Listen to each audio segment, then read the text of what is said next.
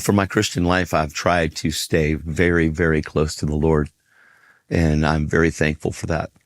But he's been firmly just confirming to me over and over and over again.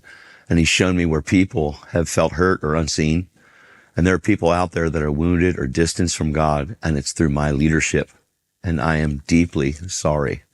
I've asked you to forgive me, and I ask you once again. Repentance to me isn't just a word. It's actually changing the way that you think, and it's thinking from God's perspective towards a situation. And sometimes at the pace and the way that we were running and trying to make sure that we got everything done, sometimes that is something that falls to the back. And I take full responsibility for any confusion, all pressure, any kind of pain that I might have caused in our journey to try to get things done. Repentance isn't just a moment. It's an actual continued lifestyle of surrender. And I welcome correction and the people around me to actually give me that. I don't want just yes people. I need people that want to see this go forward in the best way that we possibly can. And I am so thankful for wise counsel and for people that have been in my life to be able to point things out and to bring that to the light. And this is an amazing time. And I am thankful that I have that. And I am so sorry that people have been hurt. I want to make sure that I bring into context the reality of the timeline in this, because this isn't a 20-year or 30-year thing.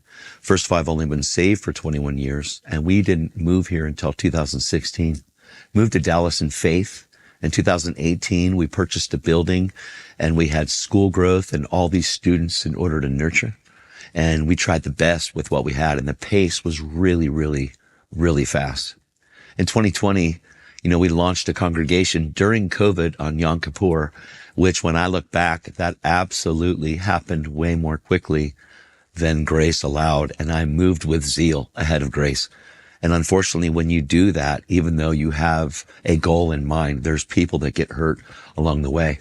In 2021, I actually was diagnosed with congestive heart failure about a year later. So September, we launched the congregation. And then a year later, around Thanksgiving, I am in the hospital with congestive heart failure.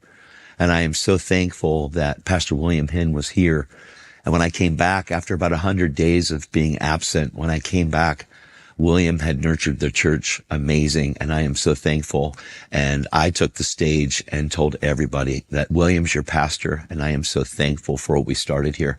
And William was able to nurture, which was really amazing, and I am very thankful for that. Guys, what I really have learned from this is that you can really move ahead in zeal without wisdom, and that's exactly what I did in this case. And honestly, we need to have a culture established and formed intentionally, instead of trying to find the culture after you've built. And we fell short. And unfortunately, the consequences of that is expectations were unclear. Therefore, they were never met. Some carried way more weight than we're supposed to, and others lacked proper support. Fatigue, misunderstanding increased, and wounds surfaced, both old and new. I'm sharing this in context, not to excuse anything, just to share where I came from. I wasn't trained in large ministry. I came out of the itinerant background, knowing that God loved me. And my heart cry is to make sure that everybody knows that they're loved by God.